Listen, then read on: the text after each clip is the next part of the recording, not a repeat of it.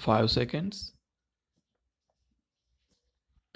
Mr. Chairman, Your Excellencies, gentlemen, on this happy occasion, I should like first of all to thank the governments of the Soviet Union, the United States, and the United Kingdom for having invited me to be present here at this historic ceremony. I regard this gracious gesture more than anything else as an expression by the three governments of their deep faith and confidence in the United Nations and all that it stands for. In the situation that confronts humanity today with the accelerating arms race and with no significant abatement in mutual suspicion and mistrust, any agreement between the major powers is a significant event. What makes this present occasion a truly historic one is the fact that today, for the first time, we are witnessing an important and, I have no doubt, a significant breakthrough in a protracted and seemingly frustrating negotiations that have been conducted in the field of disarmament over the years. The agreement has been made possible by the statesmanship and courage displayed by the leaders of the three powers and equally by the untiring and devoted efforts of their able negotiators, to all of whom I extend my sincere and hearty felicitations.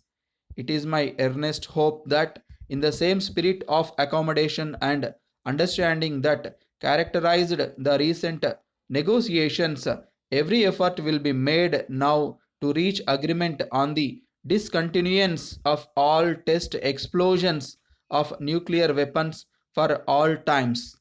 This is clearly emphasized by the preamble to the present treaty itself and is devoutly hoped and prayed for by people all over the world. The agreement signed today will not eliminate the risk of war, only general and complete disarmament, only establishment of adequate and effective international machinery for maintaining peace will achieve this. This thought has no doubt prompted the signatories of this treaty to proclaim in its preamble that their principal aim is the speediest possible achievement of an agreement on general and complete disarmament under strict international control in accordance with the objectives of the United Nations. However, as a three power communique so rightly puts it, the present agreement constitutes an important first step towards the reduction of international tension and strengthening of peace. Although the test ban issued had virtually monopolized the agenda of the successive sessions of the General Assembly of the United Nations, other equally important measures aimed at the relaxation of tension have been repeatedly brought up for discussion. I should like to refer briefly to some of them, but the order in which I shall deal with these measures will not, I hope, be construed in any way as an indication of priority of their relative importance.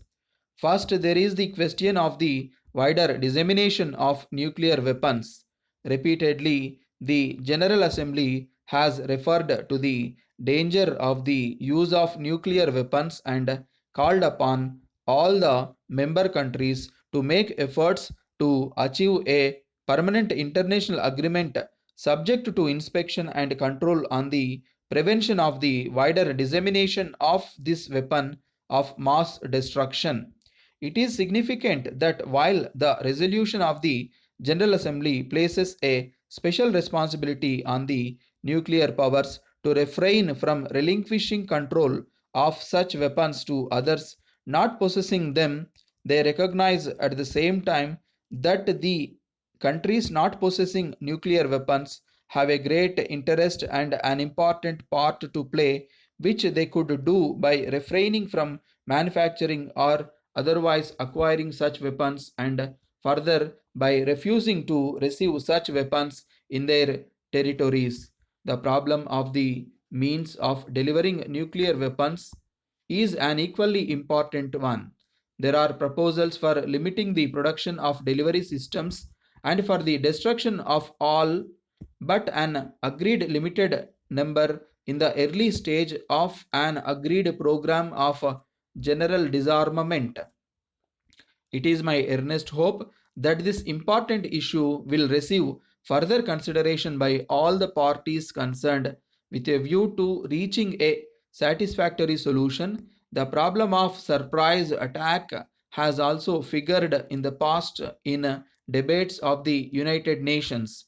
Proposals made during recent weeks could lead to the early renewal of surprise attack talks which have been adjourned since December 1958. I would also hope that the proposal initiated as early as the beginning of 1961 for convening a special conference for signing a convention on the prohibition of the usage of nuclear and thermonuclear weapons for war purposes will now receive wider support. Finally, I would like to mention the problem of denuclearized zones in different geographical areas. Obviously, the initiative must come from the countries in the regions, as has been the case in respect of Africa and Latin America. But it is equally clear that the proposals must have the support and the backing of the nuclear powers themselves. I should like to express my earnest hope that such support will be forthcoming. Your Excellencies, I have touched upon only some of the more important measures that are directed at a further relaxation of existing tensions. To Messrs. Crompton Engineering Company Madras, dear sirs, there are 4 points that you must bear in mind during the next fortnight. We hear from a reliable source that Messrs. Blackie Limited are making enquiries in your district and that they may decide to buy property for business purposes. The statement is that they will reach a definite decision at the end of this week. Please do your best to keep in touch with these developments and let us have at once any information that will prove of our service. As desired by you, we have been in direct communication with Messrs. Mahindra and Mahindra, but unfortunately, we have not brought matters to a successful conclusion. They think that if you call upon them, they will be able to make a suggestion, details of which they say can be far more satisfactorily communicated to you than expressed in a letter to us. We have promised them that they will hear from you early next week. Please get in touch with them soon and endeavor to reach a settlement. We have had a letter not very long ago from Mr. Arthur of Calcutta. He is an exceptionally well qualified young man of 23 years of age and we think that he may be useful to you. We enclose his application and a copy of our reply.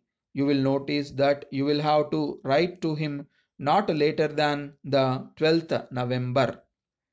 Our suggestion is that you ask him to see you. This will give you an opportunity to estimate his suitability for the vacant post. Messrs.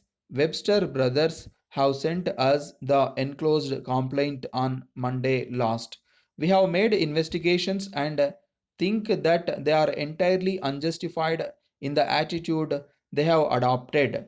You will notice that their second letter is not only strongly worded but insolent, and it is improbable that we shall be able to deal satisfactorily with them in view of their attitude. Therefore, we shall be glad if you will carry out the further investigations suggested by us and then try to fix up an interview with Mr. Webster, representative of this firm. Yours faithfully.